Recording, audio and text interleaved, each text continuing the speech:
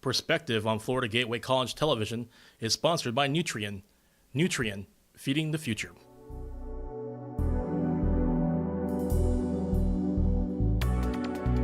Hello everyone and welcome to Perspective. This is a public affairs presentation of Florida Gateway College, heard on Comcast Channel 8 and also WCJX and WQHL radio stations. We thank the listeners at those two stations for being a part of our audience today.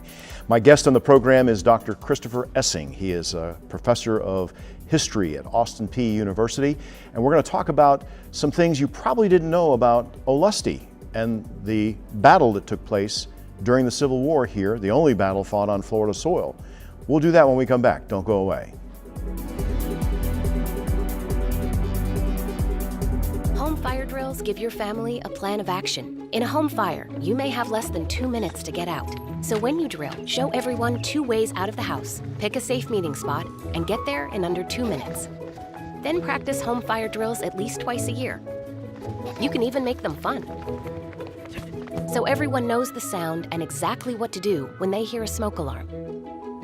Go to ready.gov/fire drill and learn how to prepare your family for home fires.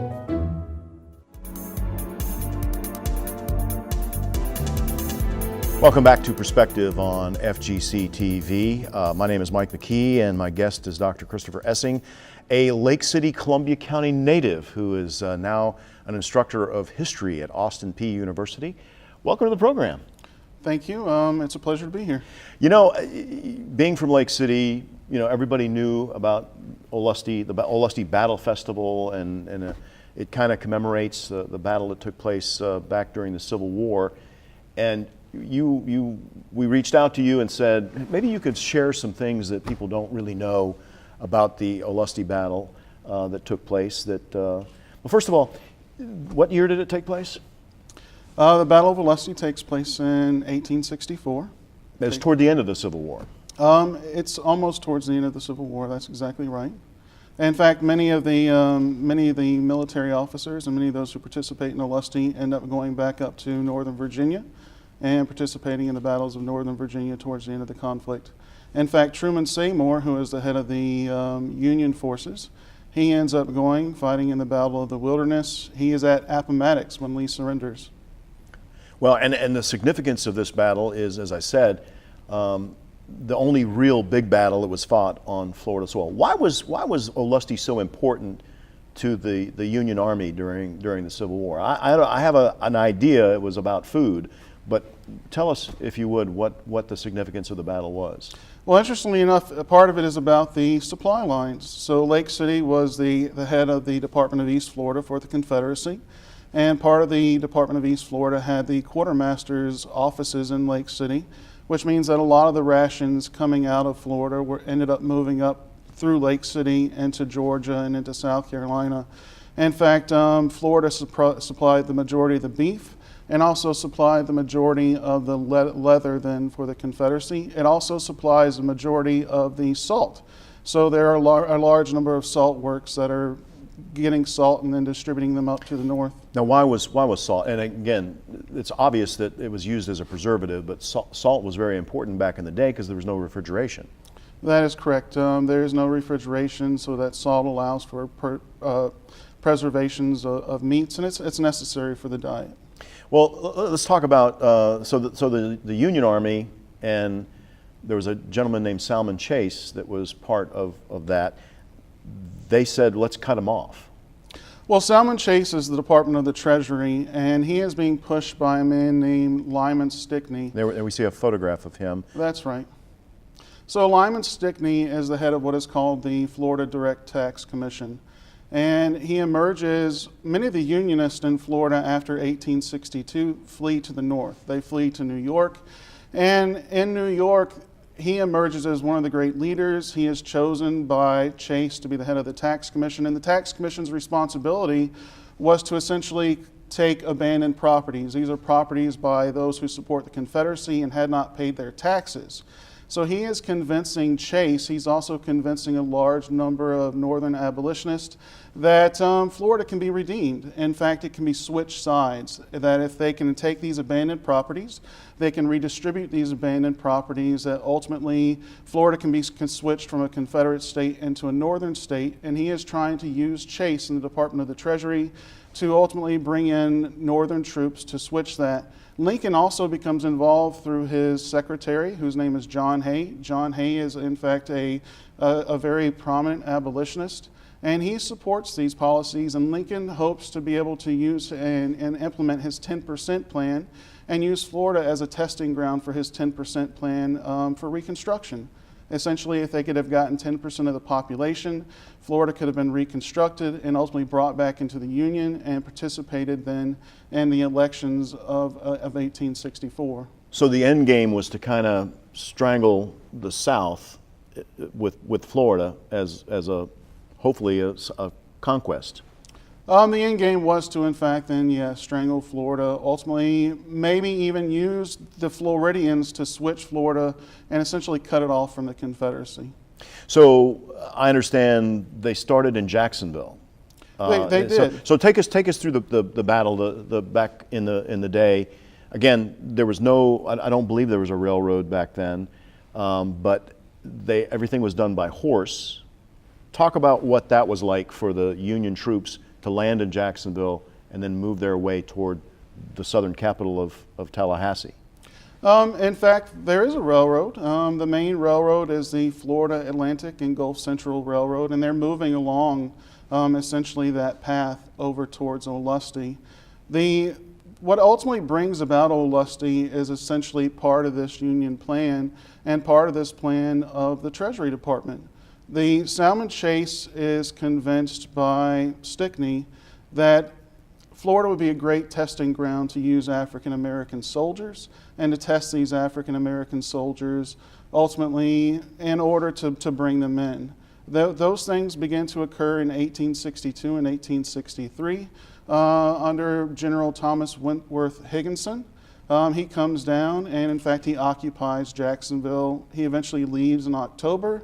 After that, African American troops are being recruited in Massachusetts, they're being recruited in South Carolina, they're also being recruited in the North, and essentially the idea is that these African American troops can come down and participate in these battles. And of course, the 54th Massachusetts had fought at Battery Wagner, and the next major battle they fight in is at the Battle of Olustee. Essentially, Truman Seymour is chosen by the head of the Department of the South, who is Quincy A. Gilmore. They are in South Carolina. They land in Jacksonville, and from Jacksonville, they begin to ultimately come and move to the inland. Truman Seymour essentially lands. He has a commander with essentially a mounted cavalry, whose name is Guy Harvey. Guy Harvey has about 1,400 troops, and he is sent ahead. They land on October the 7th, and Guy Harvey and Seymour's troops move in. They take a place called Camp Finnegan. And now, this is a picture of the northern troops on their way over. That's right. Well, this is actually the Battle of Olustee. As they're moving over, after they take Camp Finnegan, they move over, take 10-mile run. They go over to Baldwin. And from Baldwin, they begin to march under Guy Harvey. His instructions are, in fact, to scope out and see what is taking place in Lake City. As they are moving towards Lake City, he gets in a skirmish on the St. Mary's River. And at the St. Mary's... Barber's Plantation? At Barber's Plantation, that's exactly right. At Barber's Plantation, he comes across Richard Harrison, who is the head of the 2nd Florida Cavalry.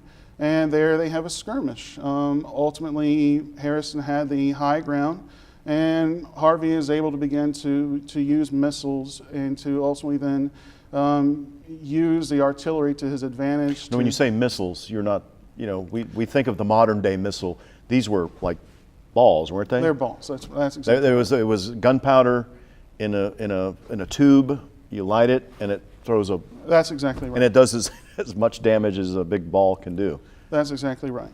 After they're able to take St. Mary's, they then began to march upon Lake City. And a lot of people don't realize, in fact, that Harvey reaches Lake City on February the 10th. Yeah, I think that's a misconception that people have, that everything took place in Olustee, but prior to the battle out there, there were Union troops that came to Lake City. That is right. On February 11th, Harvey arrives in Lake City. By this time, the head of Confederate forces in Florida is Joseph Finnegan. He's an Irish immigrant, interestingly enough. He had participated in the development of the railroads with David Yulee. And there's Mr. Finnegan, exactly. And he ultimately had about 700 troops in Lake City. And they were camped out all over Lake City. You and I both lived on Camp Street, which is named for the Confederate campments. There was a huge pecan grove there, and they were camped out between Lake Isabella and what is today the Veterans Hospital, and they had lined up. They had also created a large number of breastworks and earthenworks. Many of these stretched from essentially Watertown Lake all the way over to Alligator Lake, and as you and I had talked about earlier, Defender Avenue is built either parallel or on top of many of those breastworks. When Harvey is coming in, he of course gets to those breastworks, and he is met by Finnegan's troops, and they're able to sort of halt his advancement. And after they're able to halt his advancement, they fight somewhere in between the airport, where Kins is, and ultimately where Homes of Merit is, and they have their skirmishes along there. After that, Harvey then retreats back to Sanderson. Well, let me ask you now. He was fighting against the rebel forces here in Lake City. Why did he decide to go back? Was he called back, or what?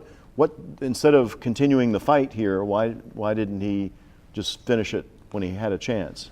I don't think that he realized ultimately how many troops were here. He's told to scope it out, and he doesn't have a good feel for it. And that's largely because essentially he's not able to come into the city. You think of modern technology and being able to see what the enemy is doing. Back in the day, you either walked or used a horse to scope out where things were. And again, you look back in those days, there wasn't the road system that we have today. There were probably mostly dirt trails. So it was a little bit tougher to do what they had to do. So anyway, they go back to Sanderson. Take us through what happens next. At this point, on the 14th, Truman Seymour is riding back and forth to to Gilmore, Quincy A. Gilmore. And he thinks that, in fact, Florida is a lost cause. John Hay arrives down. He tries to, in fact, offer pardons. He tries to, in fact, enroll 10% of the population. It is not going well. After Henry turns back and goes back to Sanderson, he decides ultimately that this is a failure. Somewhere between the 14th and the 20th, he changes his mind, and he decides that he is going to pursue those ambitions and those aims, and he arrives in Sanderson. He, in fact, had completely told Gilmore that he was not going to come, but somewhere around the 19th, he had changed his mind. And we don't really know why. We don't know why. It may have been reinforcements, but here you have Sanderson, which was occupied by the Union Army. That's right. It was, in fact, a federal encampment. And for those of you who are not familiar with the area, you've got Lake City, on US 90, you've got Olustee, you have Sanderson, you have McClenny, Glen St. Mary, then you have Jacksonville. That's exactly and right. That's the way it was. You can follow the history of this battle by driving on US 90 and seeing where things happen. That is exactly right. Okay, so they decide we're going to change our mind. We're going to come back in and give it to the rebel forces. Talk us what happened at Olustee. So Joseph Finnegan essentially decides that Olustee is the best and most defensible position. There's Ocean Pond to the north. There are a large number and a very large swamp to the south. He thinks that this will create a funnel, and it's the only way then in which Union forces could move in. And so he moves up after the Battle of Olustee. He also appeals to PTG Beauregard, and Beauregard sends down two major units, one under Colquitt, the other under George Harrison. And in fact, Colquitt, he'll eventually become the governor of Georgia. He will also then become one of the senators from Georgia after the war. they arrive down by train, and they arrive into southern Georgia, and from southern Georgia then they march and they're able to reinforce Finnegan's troops, because Finnegan only had essentially about 700 to 1,500 troops. By the time that Colquitt and Harrison arrives down, he has close to 5,000, which gives him an equal number, because Truman Seymour had about 5,500 troops as well. So it was an equal battle at that point, and he decided to come on, just let's get on with it. Right, and the other benefit that Olustee offered was essentially that it had the railroad. And he could be able to gain supplies from Lake City, and those supplies then could be sent up by railroad into Olustee. Okay, so the battle takes place. How long did it last? The battle only lasts for the 20th. The fighting is not intense. It begins in the early afternoon. The heat of most of the fighting is about 3 hours. And after about 3 hours, essentially Seymour, he makes a mistake. And part of this is due to the tactical limits of Olustee. He is putting in troops piecemeal. And the reality is he doesn't have a lot of movement possibilities. And as those troops are moving in piecemeal, he's not able to use his numbers effectively. And in fact, he's criticized heavily for that. So the battle went on for one day. Yeah. And so what was the outcome? A lot of people still don't know who won the battle. Well, the outcome is that essentially the Confederates are able to take an advantage because of the supplies that they are able to bring in, and because of some tactical advantages by the Union. Essentially, there are a number of bad commands that are given, and these bad commands cause disasters for the Union Army. And So what would be a bad command? Essentially, they were misunderstood. And as they were misunderstood by the larger army, Hawley's unit begins to collapse. And when it begins to collapse, essentially, the 8th U.S. Colored Troops are forced to come into his defense. And essentially, their commander is shot and wounded. And after that, they're able to put up a very good defense, but it's not effective. Now, the Confederates had an advantage at that point, but they are running out of ammunition. And when they run out of ammunition, they are not able to push forward. They're taking ammunition from dead bodies, from Federal troops, from wherever they can get them. What ultimately allows the Confederacy to push forward is that finally ammunition arrives, support troops arrive, the 2nd Florida Battalion arrives. Where were they coming from? Many of them are coming up out of Olustee and out of Lake City. Okay. We're talking with Dr. Christopher Esing, professor of history at Austin Peay University. We're talking about the actual battle that took place during the Civil War in a town called Olustee, which is just east of Lake City. And we're going to talk some more about the effects of that battle on Lake City and the future of Lake City and Columbia County. We'll do that when we come back. You're watching Perspective on FGC TV.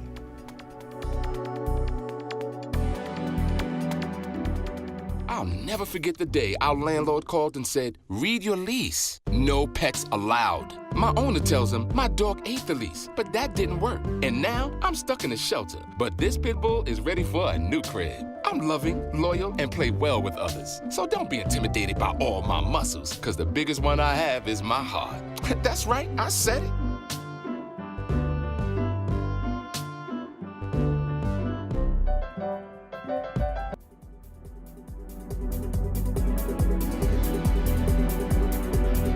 Welcome back to Perspective on Florida Gateway College Television. We're talking about the battle that took place called Olustee.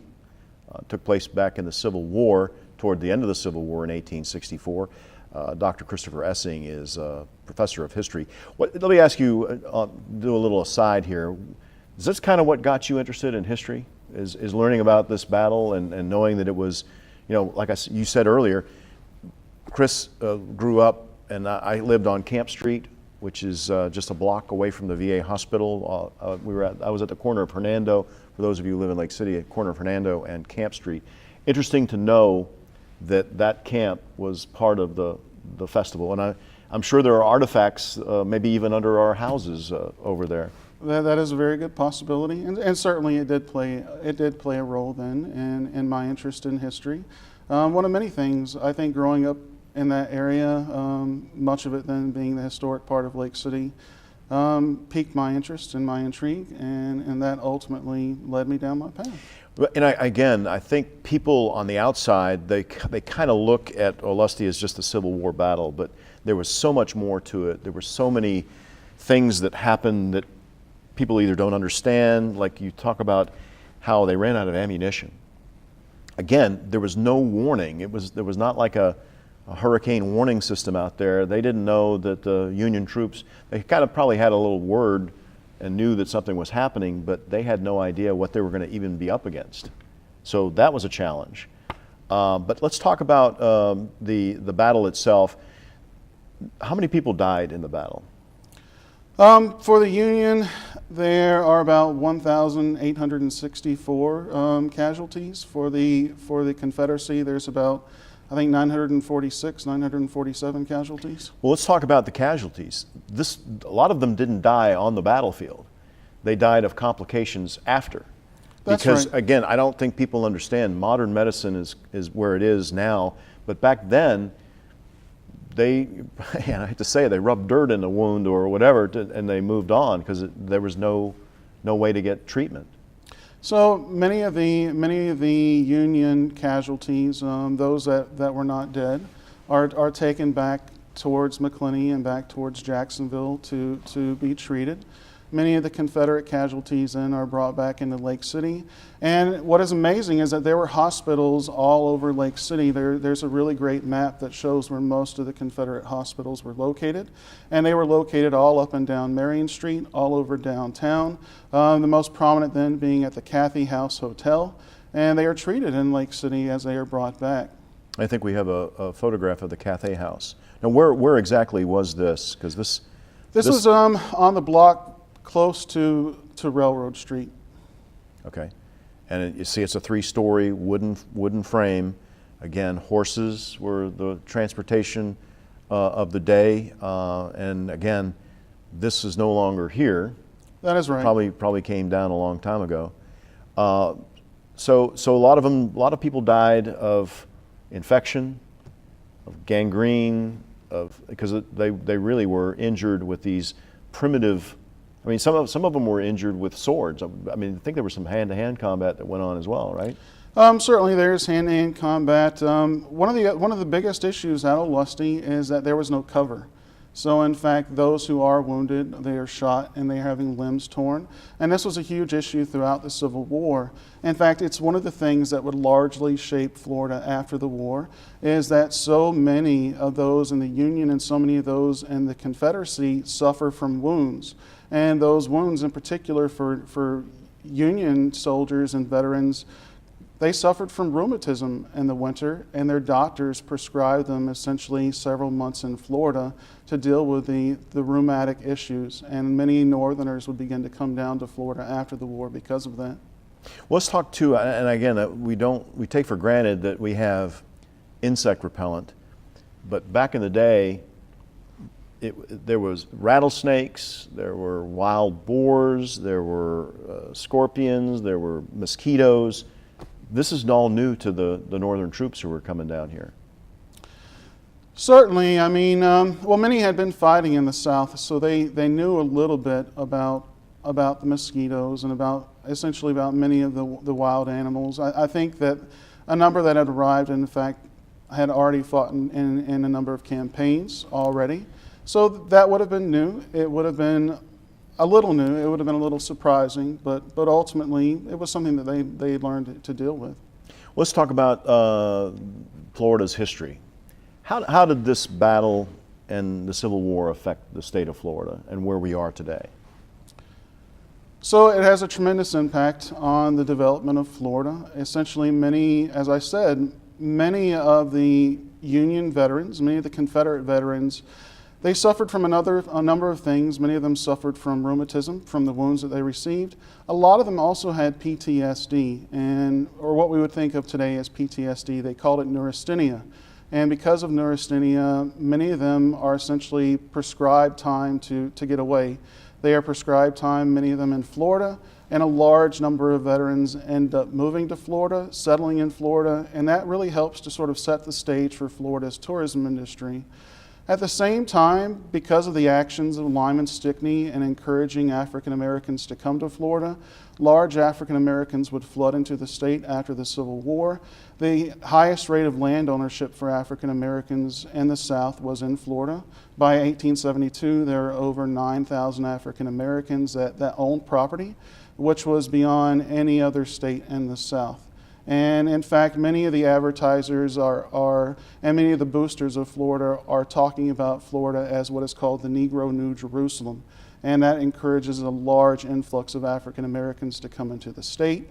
And the Freedmen's Bureau had also pushed the idea that everything below the 28th parallel, meaning below Tampa, would essentially become a safe haven or would be given to African Americans. That did not transpire.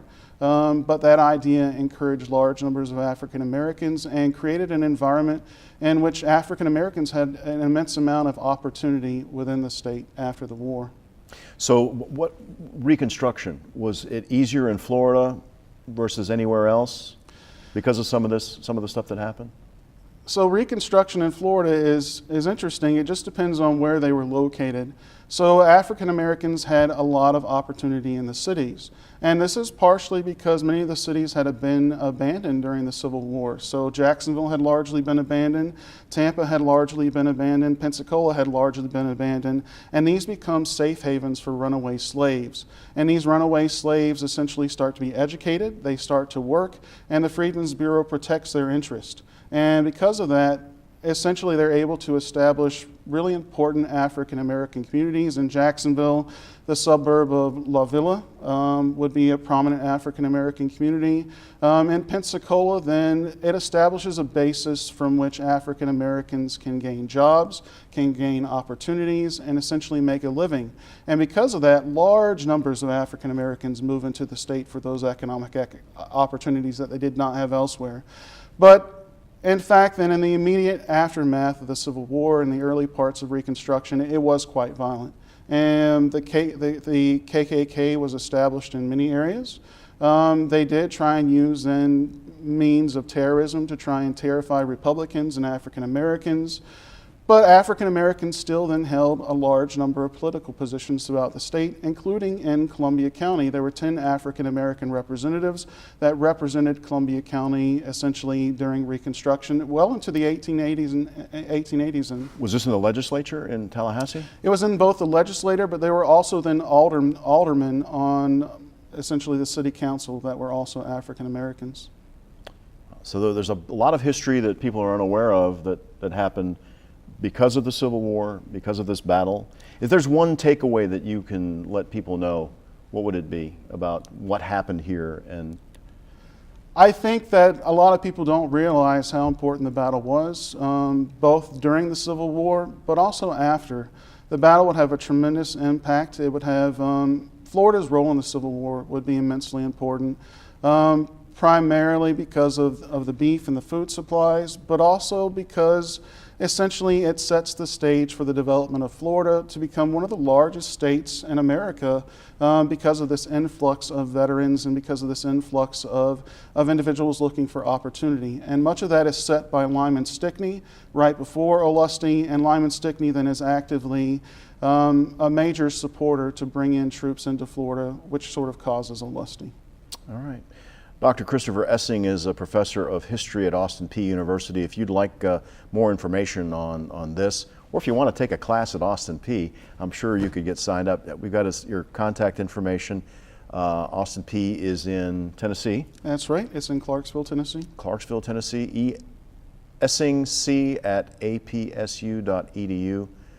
Chris, thank you so much for stopping by and providing a little bit of historical perspective on the Olustee and the battle that allowed Tallahassee not to fall during the Civil War. And I still think that was important in itself, that the capital of Florida didn't fall during the Civil War. That's right. It's the only southern capital that did not fall. And thank you for watching Perspective here on Florida Gateway College Television. Until next time, I'm Mike McKee. So long.